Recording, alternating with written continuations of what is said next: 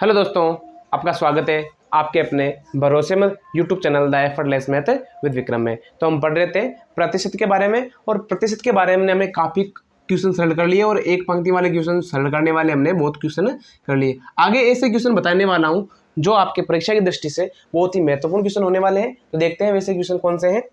Question संख्या पहला आज के भाग का, एक वर्ग की भुजा 10% बढ़ाने पर। क्वेश्चन क्या है? एक वर्ग की भुजा 10% बढ़ाने पर, एक वर्ग की भुजा 10% बढ़ाने पर उसके क्षेत्रफल में कितने प्रतिशत वृद्धि होगी? उसके क्षेत्रफल में कितने प्रतिशत वृद्धि होगी?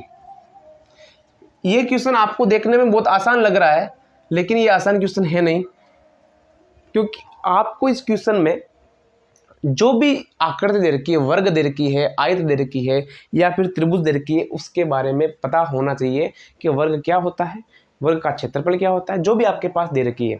तो एक बार के देखो, वर्ग का एरिया क्या होता है? एरिया एंड क्षेत्रफल क्या होता है? भुजा गुणा भुजा। होता है या नहीं होता है? होता है। यानी उसके अंदर भुजा कितनी बार काम आ रही है? 2 बार काम आ रही है। तो वर्ग की भुजा में अगर वृद्धि करने वाले हम 10% की, तो 2 बार वृद्धि होने वाली, एक बार नहीं करनी आपकी वृद्धि। तो सबसे पहले मान लेते हैं कि वर्ग का क्षेत्रफल कितना है? 100 है। 10% की वृद्धि कर दी तो कितना हो जाएगा क्षेत्रफल? 110 हो जाएगा, नहीं हो जाएगा? हो जाएगा।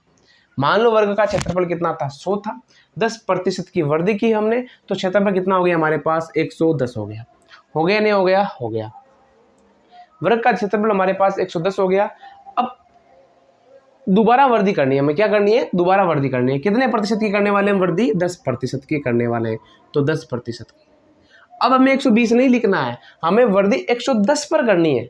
ठीक है, तो 110 का 10% यानी 110%। देख लो कितना हो जाएगा? 11 को 11 से गुणा करो, कितना हो जाएगा? 121। इसका मतलब है पहले वह क्षेत्रफल हमारे पास 100 था, अब हमारे पास क्षेत्रफल कितना आ रहा है? 121। तो कितने प्रतिशत की वृद्धि होगी? 21% की वृद्धि होगी।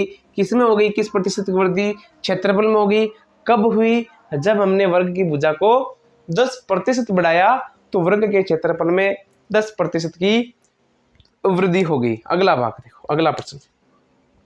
हम इस क्वेश्चन को सक्सेसिव मेथड से भी सरल कर सकते हैं। सक्सेसिव मेथड से क्वेश्चन को सरल करने के लिए मैं करना क्या है, हमने पढ़ा था कि 10% की वृद्धि हुई, तो 10 से क्षेत्रफल क्या हो जाएगा? 11। 2 बार वृद्धि करनी है तो 10 से क्या हो जाएगा? 11 हो गया। ये कितना था? गुणा कर दो 100, और ये कितना हो जाएगा? 121।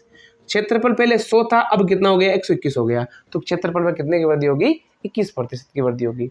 सक्सेसिव मेथड से भी कर सकते हैं, लेकिन मैं आपको अभी भी कहूंगा कि इससे प्रायोरिटी दूंगा आपको करने के लिए। इस विधि से आपको कभी भी क्वेश्चन गलत होने की गुंजाइश नहीं रहने वाली। अगला क्वेश्चन देखो। अगला क्वेश्चन है, एक घन की भुजा में, एक घन की भुजा में, एक घन की भुजा में 10% बढ़ाने पर, 10% बढ़ाने पर, एक घन की भुजा में 10% बढ़ाने पर उसके आयतन में, उसके आयतन में कितने प्रतिशत, उसके आयतन में कितने प्रतिशत वृद्धि होगी? मैंने आपसे पहले भी कहा था, आपको जो क्वेश्चन जितना सरल लग रहा है वो उतना क्वेश्चन सरल नहीं होने वाला है। हमें जिस आकृति दे रखी है और जिसके बारे में पूछा गया है, उन दोनों के रिलेशनशिप के बारे में पता होना चाहिए कि घन का आयतन होता क्या है। और घन का आयतन मुझे लगता है आप सबको पता होना चाहिए क्या होता है। घन का आयतन, ये हमें प्रश्न लिखने की जरूरत नहीं है, बस आपको बता रहा हूँ ये होता है। बाकी ये आपको मन में याद होना चाहिए। ये होता है L गुणा B गुणा H, सॉरी ये घनाभ का होता है, इसका आयतन होता है A³ यानी बराबर होता है A गुणा A। जिस प्रकार हमने वर्ग में भुजा को 2 बार बढ़ाया, इसमें भुजा को हम 3 बार, वृद्धि कितनी बार करनी है? 3 बार करनी है। तो सेम टू सेम कर लो। 100 था क्षेत्रफल, वृद्धि की कितना हो गया, सॉरी 10% की वृद्धि करनी है, कितना हो जाएगा 110। फिर 110 में मैंने 10% की वृद्धि की, कितना हो जाएगा 121। फिर इसमें हमने कितने प्रतिशत की वृद्धि की, 10% की। अब इसमें 10% की वृद्धि करो तो 121 गुणा 110 बटा 100, 121 को 11 से गुणा करो, 1331 होते हैं, फिर पॉइंट है 133.1। यानी पहले क्षेत्रफल हमारे पास कितना था 100 था, अब क्षेत्रफल हमारे पास कितना हो गया 133। तो वृद्धि हो जाएगी 33.1% की, क्या हो जाएगी वृद्धि हो जाएगी। किस में हो जाएगी वृद्धि, घन के आयतन में 33.1% की वृद्धि हो जाएगी। आप इस क्वेश्चन को सक्सेसिव मेथड से भी आराम से सरल कर सकते हो। कैसे कर सकते हो, देखो मेरे हिसाब से इधर देखो, हमने पहले भी कहा था कि जब भी कोई क्षेत्रफल में 10 था, हमारा क्षेत्रफल क्या था, क्षेत्रफल हमारे पास 10 था। अब 10 में वृद्धि करने वाले हैं हम कितने की, 10% की। तो 10 में 10% की वृद्धि कितनी हुई, 1 हुई, तो हमारा क्षेत्रफल कितना हो जाएगा 11 हो गया। दोबारा वृद्धि करनी है, 2 बार क्षेत्रफल था तो लो कितना हो गया, 3 भुजा है तो 3 बार वृद्धि करने के 10 पर कितना हो जाएगा 11, कितना हो जाएगा 11 हो जाएगा। अब देखो 1 2 3 इन तीनों को आपस में क्या करो, गुणा करो, क्या करो गुणा करो। ये कितना था 1000। मान लो अब पहले क्षेत्रफल 1000 था, अब कितना हो रहा है 1331, कितना हो रहा है 1331। कितनी वृद्धि हुई 331 वृद्धि हुई, किस पर हुई 1000 पर हुई। गुणा किससे कर दो 100 से, प्रतिशत ज्ञात करना है, ये लो ये हो जाएगा 33.1% की क्या हो जाएगी हमारे पास वृद्धि हो जाएगी। क्या हो जाएगी 33.1% की वृद्धि हो जाएगी।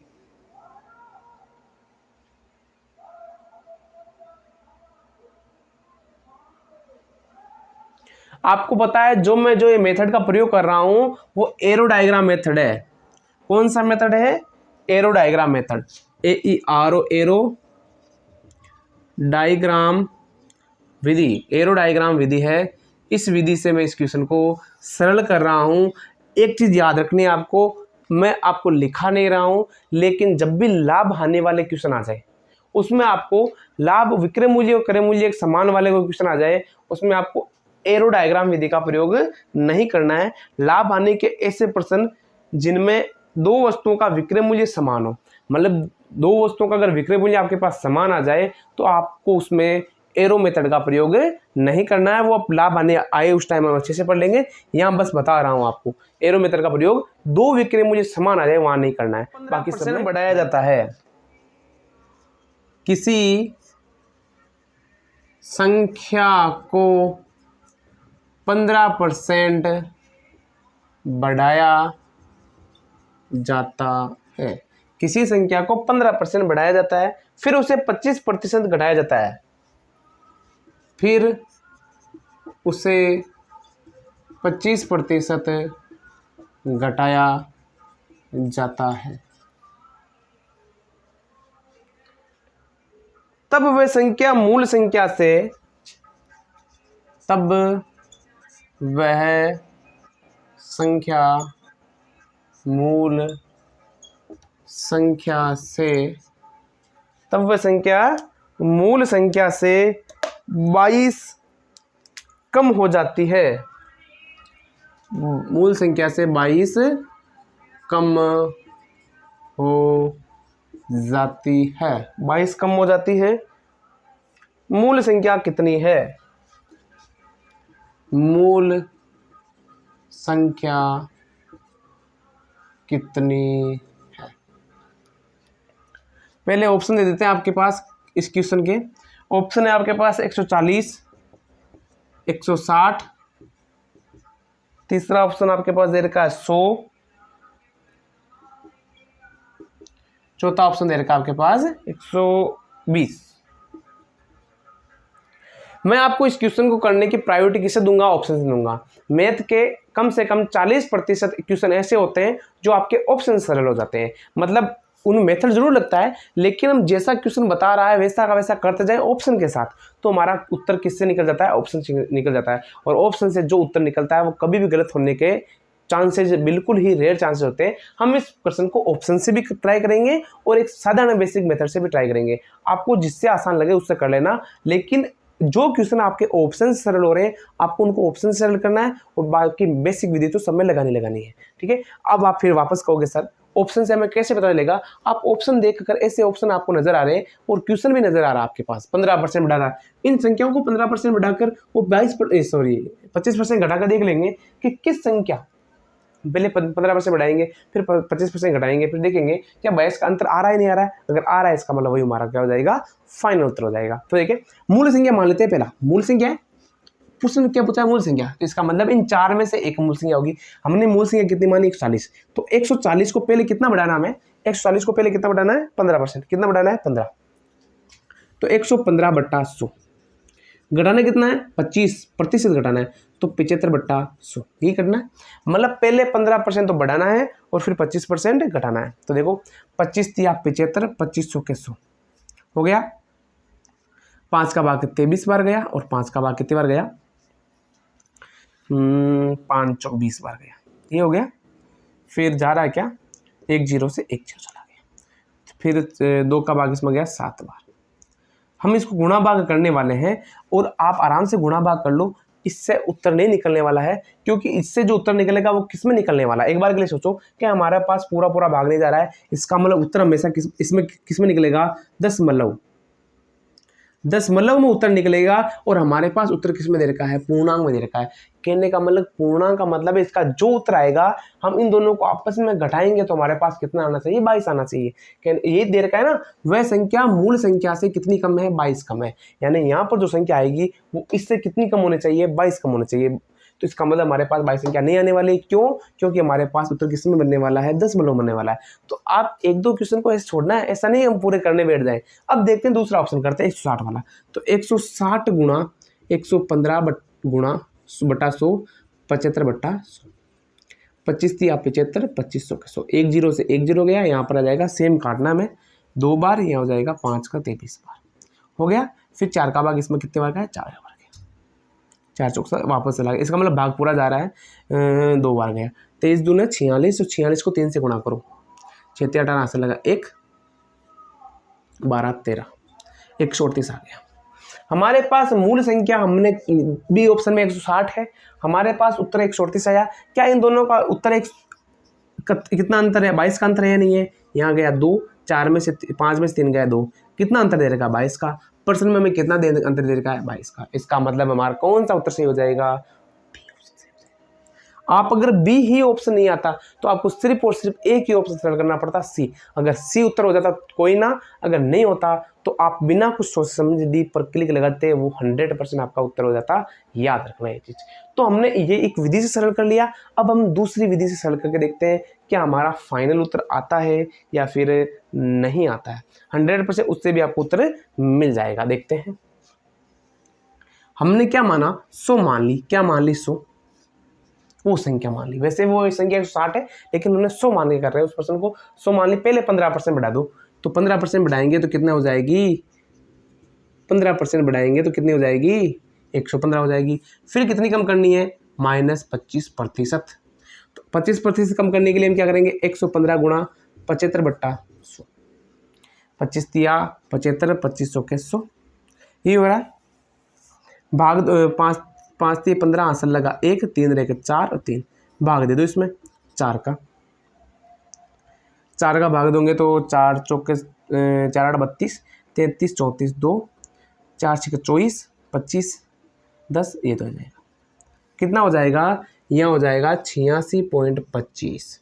इसका मतलब है ये तुम्हारा रफ कार्य था, हटा दो इसको वापस। जो संख्या 100 थी हमने मानी थी, उसको पहले 15% बढ़ाया तो कितनी होगी, 115 होगी। फिर हमने 25% घटाया, जैसा पर्सन कह रहा है वैसा का वैसा ही कर रहे हैं, वो अलग नहीं कर रहे हैं। कितनी होगी हमारे पास, 86.25। कितनी होगी हमारे पास वो संख्या, 86.25 होगी। अब आप बताओ हमें क्या दे रखा है, मूल संख्या क्या थी, माना देखो, माना मूल संख्या 100 है, 100 ही मानी हमने।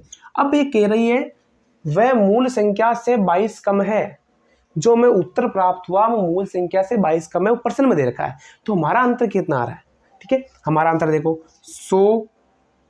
186.25 घटाएंगे तो आएगा हमारे पास 13.75। कितना आएगा, 13.75। इसका मतलब है, मैंने पहले भी कहा था हमें समान स्तर पर आकर तुलना करनी है। प्रश्न क्या कह रहा है, मैंने आपको दो विधि से बता रहा हूँ इसको। एक विधि से बता दिया हमारा उत्तर कितना आ रहा है 160 आ रहा है। दूसरी विधि से कर रहे हैं, हमने संख्या कितनी मानी है, 100 मानी है। यार आपको हमेशा प्रतिशत के अंदर 100 ही मान के करना है।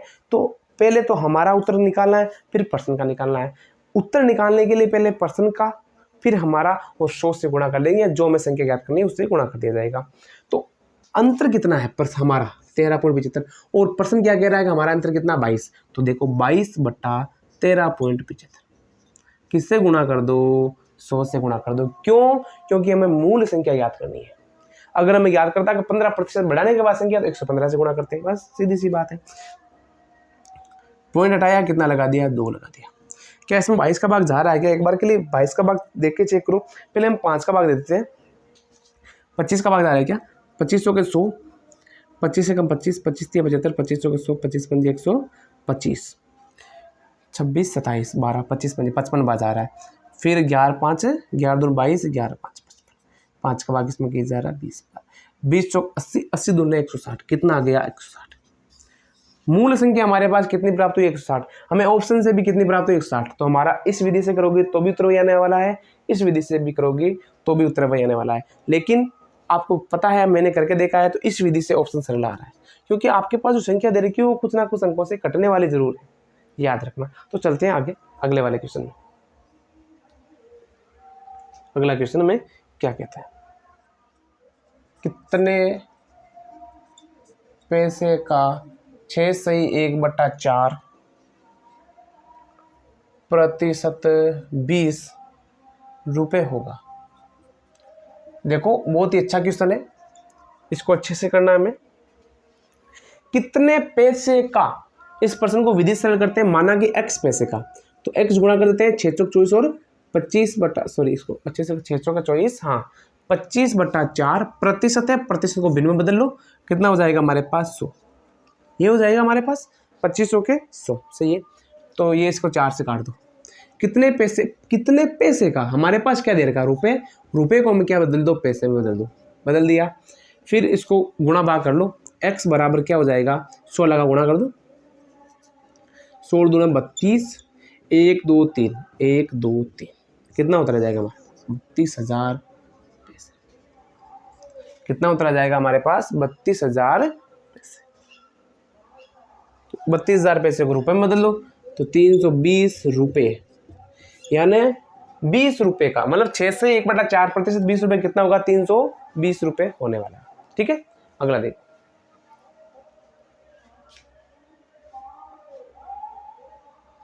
अगला प्रश्न है, बजट के बाद एक टीवी, एक छोटा सा क्वेश्चन है। बजट के बाद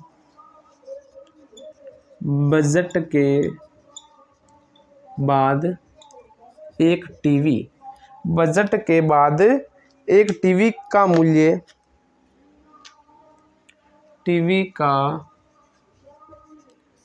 बजट के बाद एक टीवी का मूल्य जो 10,000 था, जो 10,000 था, 12 से 1/2 प्रतिशत बढ़ गया, 12 से 1/2 प्रतिशत बढ़ गया। टीवी का नया मूल्य, टीवी का नया मूल्य क्या है, टीवी का नया मूल्य क्या है। देखो प्रश्न, ये आपके आज इस पार्ट का लास्ट क्वेश्चन करने वाले हैं। ये पार्ट या तो इस पार्ट को थोड़ा मर्ज कर देंगे, क्योंकि नाइट बहुत हो गई है और गर्मी भी बहुत पड़ रही है, तो इसलिए एक क्वेश्चन करने वाले हैं, उसके बाद आगे करने वाले हैं। इस पार्ट को या तो मर्ज कर देंगे या फिर यही पार्ट चला दिया जाएगा। और आशा करते हैं गर्मी कम हो जाएगी तो और बढ़ा दिया जाएगा। गर्मी का बहुत ख्याल रखिए, अपना ख्याल जरूर रखिए। गर्मी का ख्याल रखो या ना रखो, अपना ख्याल जरूर रखना, क्योंकि 44-45 डिग्री टेम्परेचर हो रहा है। रात को 12 बज रहे हैं अभी, आपको विश्वास हो या ना हो, लेकिन रात के कितने बज रहे हैं, 12 बज रहे हैं, शायद 12 बजने का टाइम हो गया होगा, 2 मिनट कम है 12 बजने में। तो देखो बजट के बाद एक टीवी का मूल्य जो 10,000 था, कितना था पहले थे, 10,000 था, 12.1/2% बढ़ गया। कितना बढ़ गया, 12.1/2%। अब 12.1/2% कितना होता है वो देखना पड़ेगा आपको। 12 दूनी 24 लेकर 25/2, प्रतिशत को भिन्न बदलो, गुणा कर दिया कितना 100 से, 2500 के 100, 1/8 कितना बढ़ गया, 1/8 बढ़ गया। तो हमें क्या करना है, 1/8 से गुणा कर देना है, इतना बढ़ गया है। तो 1/8 का भाग 10,000 में कितने बार गया, 125 बार गया, 1250, यानी 1250 रुपये बढ़ गया। नया मूल्य याद करना है, तो पहले कितना था 10,000 रुपये और 1250 कितना हो जाएगा, 11,250 रुपये इसका क्या हो जाएगा, नया मूल्य हो जाएगा। ये तो एक विधि थी इस प्रश्न को करने की, इसकी 2-3 विधि अलग अलग है। एरो मेथड से भी कर सकते हैं इसको, मैं इस सक्सेसिव मेथड से भी कर सकता हूँ कि पहले मूल्य 8 था, अब कितना 1 बढ़ गया, कितना हो गया 9 मूल्य हो गया, 9/8। इसको 9/8 से डायरेक्ट गुणा करेंगे तो भी हमारे पास यही उत्तर आने वाला है। तो आशा करता हूँ मैं जो पढ़ा रहा हूँ आपको समझ में आ रहा होगा। तो हंसते रहिए, मस्त रहिए। जय हिंद, जय भारत।